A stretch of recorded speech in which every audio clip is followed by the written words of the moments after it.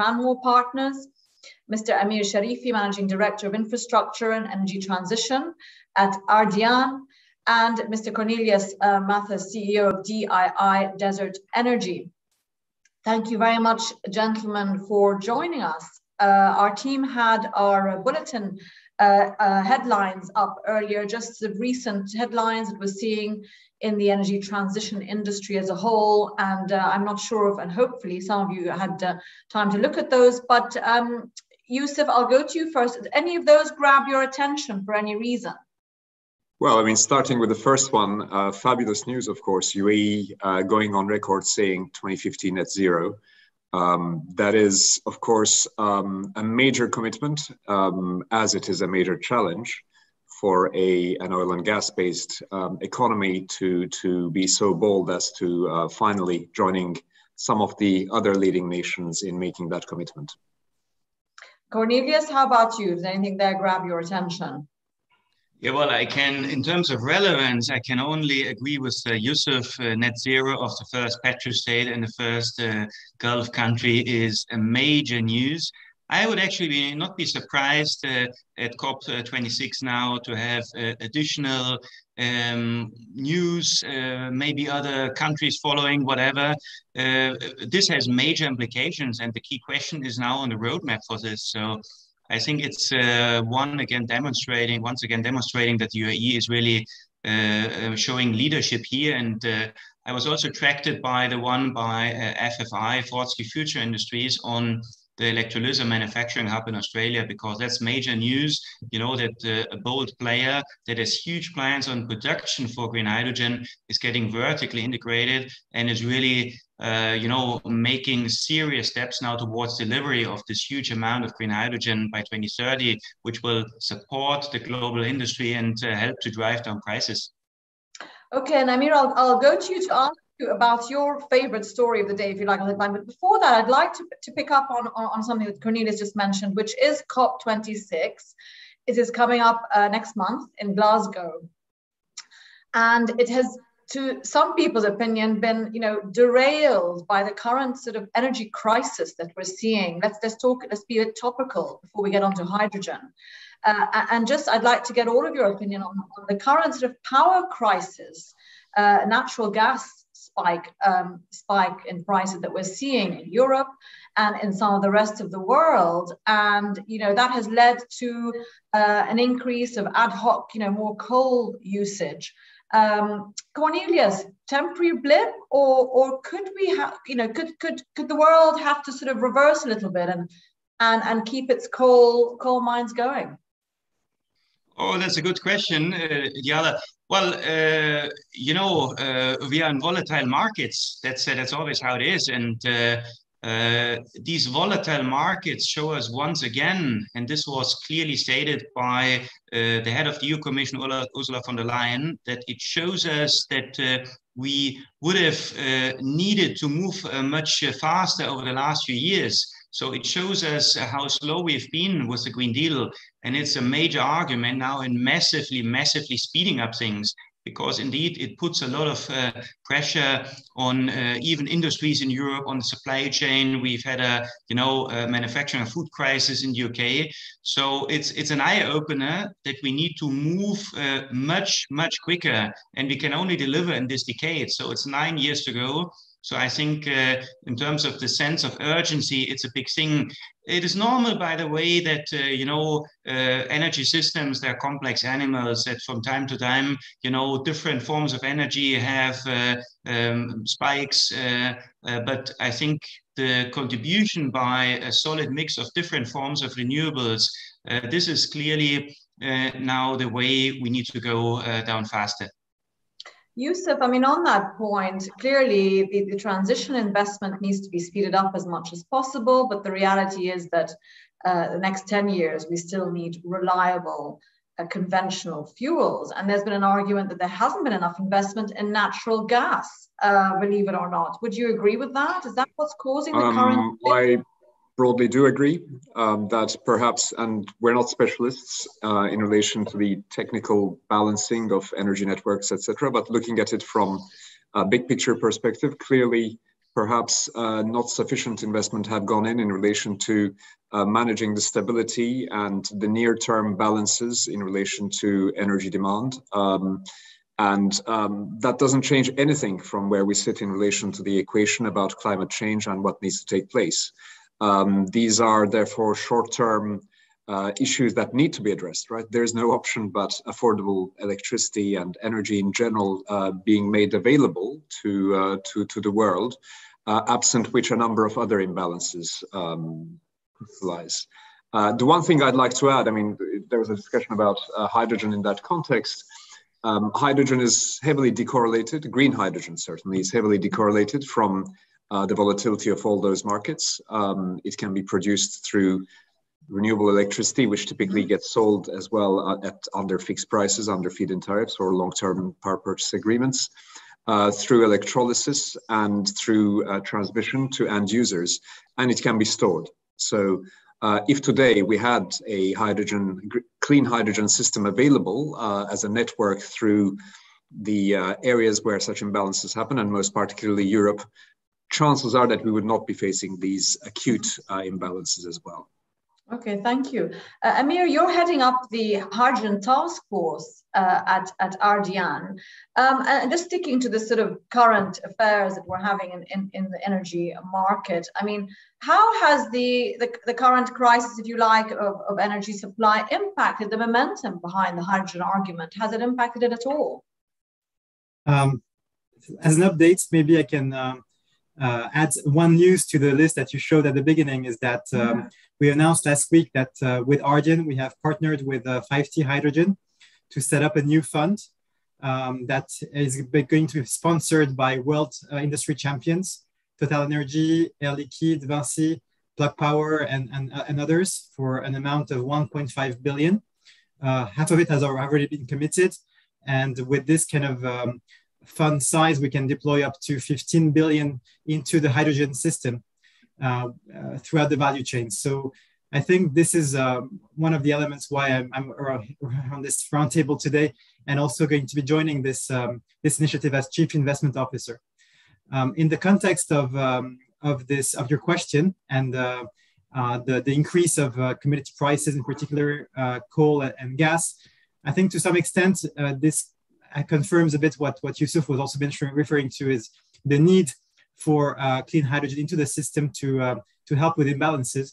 But also to some extent, I think it makes the case for green hydrogen even stronger, because it makes it more competitive in relative terms to fossil-linked type of energy sources, which are going to be reliant on such spikes.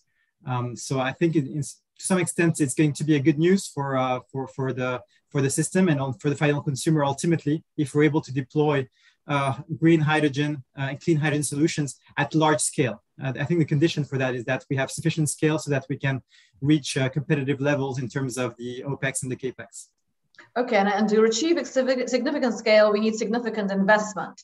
So Yusuf, I'll go to you on that and ask you, there has been certainly a lot of renewed interest, at least in hydrogen, the last year or two. COVID sparked a bit of a trigger there. I'm not sure if that's an accurate assessment there that I'm making. But again, how can the sector, how can hydrogen attract more investment? And what's, if anything, blocking that interest from an investor point of view today? Thank you very much. That's an excellent question. I wouldn't say anything is blocking, but clearly there are a number of building blocks that need to fall into place. A few headline ones is, firstly, I guess, some sort of clarity on regulation and future of regulation in relation to any support schemes. And of course, we fully understand the reluctance of governments to go blind into this and open the subsidy taps. Any subsidy should be temporary and support any gaps in relation to competitiveness or addressing volatility that we're facing on the carbon price, for example. But beyond that, transport, some maturity in relation to electrolyzers or gaining familiarity in the context of producing green hydrogen and perhaps reaching the right price points. Similarly to that, perhaps the budding green hydrogen or clean hydrogen market, if it were to gain greater depth and become a bit more fungible, so that a bit more like the LNG or natural gas market, it could start having a life of its own, an index of its own. These are the three components that I can easily already highlight. There are a few others, of course. It's quite a complex industry, but fundamentally, none of these things are insolvable, and the intentions are very much there. The initial steps are there to solve them. And that's what probably creates rightly all the excitement, but it will take a bit of time perhaps for some of those to fall into place. Yeah, and just to follow up on one of the points you made, and just looking at this region, the Gulf, where I am, in terms of policy and regulation, and obviously there's quite heavy regulation around the energy sector here, of course, with the NOCs being the primary protagonists and producers here. So again, I mean, does that impact at all the commercial viability of this particular segment? And do you see that progressing and changing quickly enough? Hugely. One obvious aspect is, what is the incentive to be low carbon in the Gulf? Unless if there is a kind of regulated tender to purchase green hydrogen, which today there isn't. The key trigger in Europe for that is the deregulated natural gas and carbon markets to some extent, right? There's a carbon price and there's a scarcity of carbon credits that dictate an increase in that carbon price, which triggers signals for the investors to go and making investments into clean energy spontaneously within that policy framework. Those are clear things that are developing here, and we hope will emerge sometime soon. Beyond that, of course, in relation to specifics of hydrogen, transport, export, and where does the region sit within the geopolitics of hydrogen is a bigger question, and that's perhaps something that will continue to be discussed. Yeah, and Cornelius, I'd like to go to with you on that, on the ecosystems, for green power, if you like, and where, having sort of sufficient industry clusters for that, transportation, distribution, etc. How far are we on that mission, and how critical is that to really sort of incentivize more interest in hydrogen? That's a very good question, Diala. So when we started 12 years ago in the region for renewables, people said this will never happen, too expensive, we have oil and gas, we don't need this. I think we've helped to prove everybody wrong. Renewables is a massive success story. When we started in hydrogen a few years ago, people again smiled, laughed at us. Now hydrogen is becoming mainstream. It's for sure unstoppable. As Yusuf said, of course, we need to be realistic and patient in terms of timelines. But what I would like to stress is that we've looked at the potential to source, to produce local parts of the value chain for solar and wind, because jobs and stability here is one of the paramount objectives, also in terms of diversifying the economies now, which is in countries like Saudi, UAE, which already did some nice moves. So what we did is just recently with our partner Wallenberger, we looked at the existing value chains, existing industries, and at possibilities to source the quite complex and broad hydrogen value chain.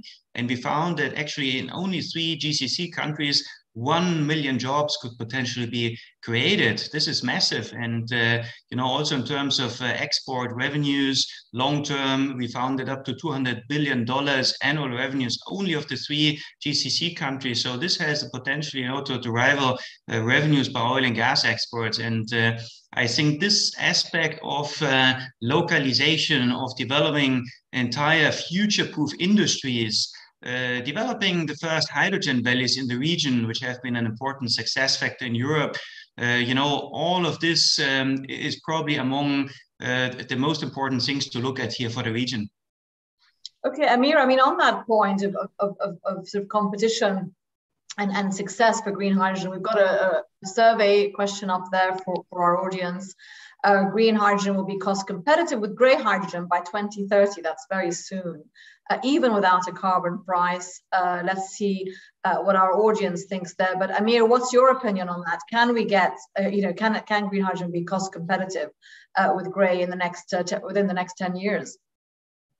This can be achievable, subject to a number of conditions, but amongst these conditions, I think the start of the ecosystem is the critical one, as early as possible. it's a race, and you need to start it as with a fast pace going forward. And I think the condition there is that there is public support in different forms. There is already some public support that is being provided in terms of CapEx grants, but we need to go one step further. And there are many plans being announced in terms of contract for difference or PPAs, green certificates or capacity payments, like in California, for instance. So there are some regions where things are being announced or even implemented, but this needs to be done at a larger scale so that the investors can get comfortable in allocating their investment to the system. And then, as a complement to the public support, you need funds to accompany the projects which will be coming at scale. This is where High24, the fund that we were setting up, is there for. It's also there to support the solution for the chicken and egg issue. People are waiting for demand to be there. At the same time, supply is waiting. So it goes both ways. And basically, if you have the public support and the investors ready to come in, there are $500 billion of industrial projects being announced worldwide, of which roughly 30% are at mature stage. So already there is a potential for 150 billion of projects which could emerge. And you need those kind of support systems to be there and to build the project at sufficient scale so that ultimately we can get to a system where we're getting to a parity without no longer needing support at the end of the road. Well, there you have it. The results of our survey, 71% are being very positive about that in terms of cost competitiveness. You mentioned sort of the consumer side, if you like, or the industry consumer side for hydrogen.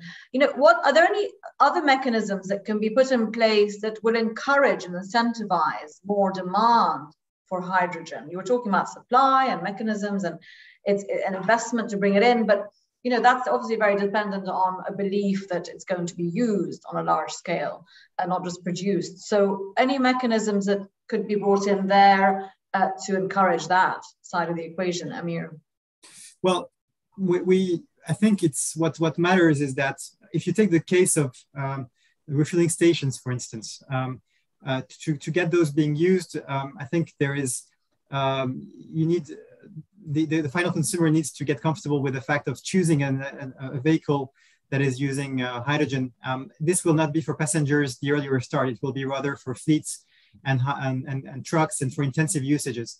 And in those cases, basically one of the key hurdles is to make sure that you can get your infrastructure in place. So I think whatever can help the infrastructure to be there early on will be positive. And one thing that has been put in place in California is quite interesting is capacity payments, which enables you to have a bit like you have for the CCGTs in the UK, similarly, because you want this capacity to be there and you want it to be remunerated, even when it's not fully loaded, and the issue will be the load, then I think it's probably one of the mechanisms that will be very, very positive. And it could be imported from California into Europe or to Middle East. Just to go to you on that front of sort of different regions, how different regions are approaching the hydrogen argument. You know, we have sort of the green hydrogen potential here in the region. You've got sun, you've got solar, an obvious place to be producing it. But does the region have the technical expertise, and how important is it for that partnership for, let's say, the Gulf, where we have plenty of sunshine, to have the partnerships with other parts of the world that may have the expertise on the technology? And is that are we still looking for that partnership, or can regions operate independently in that sense? In terms of technical know-how, I think the region does have the technical know-how. It may not produce every single thing in the value chain. I mean, electrolyzers currently not, but electrolyzers, while complex, are not immensely complex. In due course, could they be produced in this region? Why not? I am a believer in that. I think the challenge here is slightly different, and it's one of regulation again. It is one of the incentives that push the end users to want to switch to clean hydrogen, or indeed other triggers for investors to want to produce here and perhaps sell elsewhere. I think in that regard, it's worth mentioning the European legislation that forces, firstly, European heavy industry to clean up, and secondly, to protect them to erect carbon equalization at borders, which means that if you want to sell into Europe from the Middle East, you will need to either apply a similarly stringent carbon pricing regime or indeed pay the carbon equalization tax at the borders, which, as you can see, will have normally an expanding influence to other countries to adopt equally demanding carbon pricing legislation in broad and simple terms, right? That is the sort of incentive that will hopefully start materializing, and that should really trigger a significant amount of increased activity in the sector. Cornelius, how soon could we see, regions agreeing on a timetable for carbon pricing? We see it happening to such different degrees, obviously across the world. And indeed, do we need a comprehensive international agreement on this? Or as Yusuf has pointed out, between regions to cross between one and the other, or is it possible for these parallel routes to continue on that front? That's a very important question, Diala. So it is without a doubt that the global CO2 price would be the single most important factor to speed up the energy transition. And when I speak about energy transition, really across the board, across electricity generation, across transport, mobility, across heating, cooling, and all other sectors. I think we need to be realistic what is possible. CO2 pricing, and particularly the massive increase in CO2 prices in Europe, had quite a significant impact here. Although a number of companies, they manage obviously to hedge, because with the CO2 market, with the certificates, you can hedge, and they're mitigating the exposure for the next few years. But it's without a doubt that a regional CO2 price, for the first time, pricing, incorporating the cost of CO2 emissions here, or emissions of any kind, would have a massive impact.